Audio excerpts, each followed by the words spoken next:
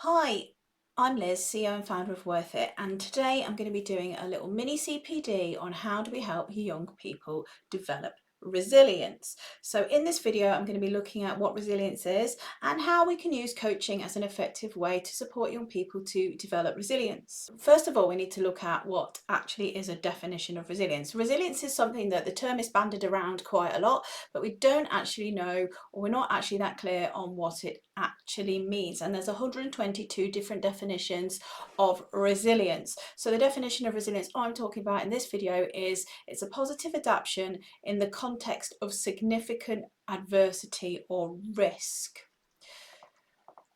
So resilient young people may be defined as those who are doing well despite the presence of many risk factors or numerous negative life experiences. Young people can have the antecedents of resilience, the things that come before resilience, but they do need adversity or a challenging situation to happen to trigger them to use those resources within themselves that help them to be resilient.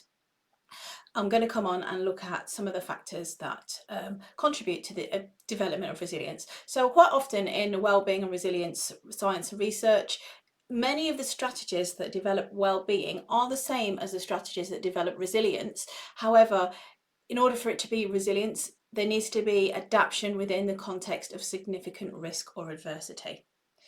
So what do we mean by positive adaptation? Positive adaptation means that you can feel happy and you can experience the feeling of positive emotion. If you're interested in knowing more about positive emotions, I have other videos on that. That there's life satisfaction, that even despite all the challenges that you have in your life, you feel satisfied, you feel generally okay and happy. There's also helpful behaviours, both socially. So a resilient young person also can access that a resilient young person is also able to have helpful behaviours. They are both socially and academically. So they might not be doing amazingly fantastic at school, but they are doing okay. They have helpful things that they are doing. They are accessing in support groups and peer groups and friendships and achievement for them, what success looks like for them. So it isn't about maybe getting be the best in class or the top 5 A stars, but it is about helping them identify what is a helpful behaviour for them. As well as the presence of helpful behaviours, it's also the absence of unhelpful behaviours or risk-taking behaviours. So often risk-taking or harmful behaviours is an unhelpful coping strategy that a young person might employ to help them deal with the emotional stress, the emotional experience of some of the challenges and adversity that they're experiencing. And it's also meeting and maintaining. So a resilient young person, it's not just the presence of helpful behaviours, it's the absence of unhelpful behaviours and risk-taking behaviours. Quite often vulnerable young people will engage in risk-taking or unhelpful or harmful behaviours as a coping strategy to help them navigate the challenges and the emotional distress of the situations that they might be in. So a resilient young person has helpful behaviours, and both socially and academically, that kind of pull them up, pull them towards flourishing, and they also have an absence of the unhelpful behaviours that are pulling them down and spiralling them down into towards stress, anxiety, depression, and more challenging, longer enduring problems. It's also meeting and maintaining expected standards personally and academically. It's what success means to them. It's not success that's defined by the school environment or defined by other people. It's that they feel that they're successful and that they feel that they're moving forward and achieving despite the adversity and challenges that they're in.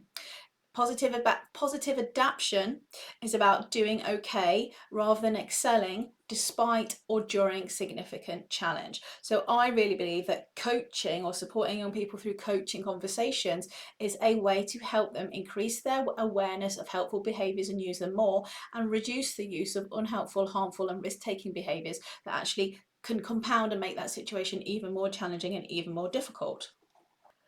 So let's look at the factors that enable a young person to be more resilient and how the contextual situation that they're in also impacts on those factors. So I often use this concept of the miracle pie to explain this as a metaphor. This is something I use. in all my training programs, which help people to learn how to support young people to be resilient through using coaching.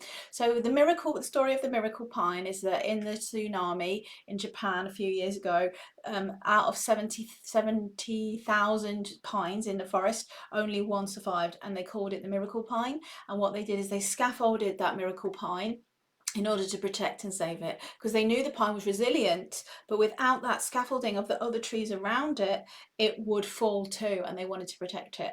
And that's where I think supporting young people through coaching conversations acts as that scaffolding to protect them to be resilient. We also need other things within the contextual environment, such as a supportive school environment, supportive family, supporting the community, to really protect the resilience within the individual. If you're just looking at an individual and you're saying you're not resilient enough to cope in this situation without looking at the contextual factors that they operate within or they exist within, it's actually not supporting their resilience at all. It's gaslighting them to say you can't cope, you're not able to manage this situation. Resilience isn't just about the individual and making the individual more resilient. It's about creating an environment or context for the individual to become more resilient within, and helping them increase their capacities and strategies and resources for resilience within themselves to help them navigate that context better. What are the factors that contribute to resilience? Personal factors. So the personal factors include problem solving skills, the ability to find solutions within problems, self-regulation, the ability to calm themselves down in difficult situations, not fly off the handle, express themselves, impulse control, so they can control their impulses and they're not just constantly reacting all the time, having an easy temperament. So some young people and children are born with these skills, they're natural, and those young people happen to be more able to navigate challenges, but there are teachable and learnable skills as well. Or the natural predisposition that somebody has to have an easy temperament, to be able to regulate themselves, can actually be enhanced by providing the right support around the child or the individual young person. It's their adaptation to stress. So how able are they to adapt to stress? Do they understand stress? Are they aware of what their triggers are that cause them to feel stressed and mitigate against those and use their coping strategies and things like that? Self-efficacy is context-specific confidence. So do they have enough confidence in themselves and belief in themselves to be able to think, yes, I can get through this. This is hard, this is difficult, but I'm going to get through it. I'm going to be okay. Positive outlook as well. So are they naturally optimistic? Again, optimism is a teachable and learnable skill, optimism is a teachable and learnable skill. So how can we enhance their ability to look at things more optimistically, to have more hope, to have more of an optimistic outlook, and that they can recognize some strengths in themselves and others, and they can utilize and draw on those strengths to help them move forward. So the contextual factors are the receipt of the social support, school environment, and family and home environment. So it's the ability, a resilient young person is able to access social support. They are able to ask for help. Resilience isn't just about putting a brave face on and sucking it up and carrying on like everything's fine when your world's crumbling around you. It's about actually saying, I need help, asking for it and receiving it. They're two separate processes. Sometimes people can ask for help, but they are not very good at receiving it. So how can we help young people develop the skills and resources to be able to identify and use the resources in themselves, and amplify and enhance these resources, learn them if they don't know what they are, and also receive the social support, access support in the community or the school environment, and build better connections and relationships with family and peers. All of those contribute to the development of resilience in a young person. So resilience is developed through the coaching process by learning skills that improve well-being and develop resilience. So we're using applied positive psychology tools and techniques that are proven to develop well-being and improve resilience. And we're using those tools and resources to have coaching conversations through the coaching process that are actually teaching the young people so they learn the skills and use the skills in different challenging situations. Through the process of coaching, where they experience the coaching relationship. So it's the experience of that social support, that experience of the trusted, supported adult that helps them access and learn how to ask for help and receive that help I mentioned earlier. And this facilitates well-being and resilience, because a lot of well-being and resilience is experienced through social connections. It's not just about mindset or thinking skills. It's actually about, especially for adolescents, the belonging to the peer group is more important than some of the cognitive skills that are maybe more important in adult resilience. So the ability to have positive peer relationships actually facilitates well-being and resilience more probably in adolescence than in any other age. And then through practicing strategies, skills and tools that develop well-being and resilience. So through the practicing the coaching sessions, they're practicing the skills and they're figuring out how to use them and what works for them and which ones are helpful.